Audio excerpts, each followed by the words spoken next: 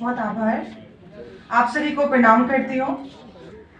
सबका नाम लेके प्रणाम करने से अच्छा है कि माँ शारदे के जितने भी हृदयांश और हृदयांशियाँ विराजित हैं, सबको पुनः प्रणाम के साथ माँ शारदे को प्रणाम करती हूँ। चूंकि मैं लेट में आई हूँ, उसके लिए क्षमा मांगना भी सबसे ज़रूरी है। तो देर में आने की वजह से कार्यक्रम में थोड़ा देर और हो जाता है, उसके लिए भी क्षमा चाहती हूँ। अभी सर ने आपके सामने जो बातें रखी वो तन्हा तन्हा को लेके थी। तन्हा तन्हा काव्य संग्रह जो है जिस पे हम बात कर रहे हैं, उसके से मैं बात को शुरू करती हूँ कि रोज का यही काम था, रोज का यही काम था, न एक पल का आराम था।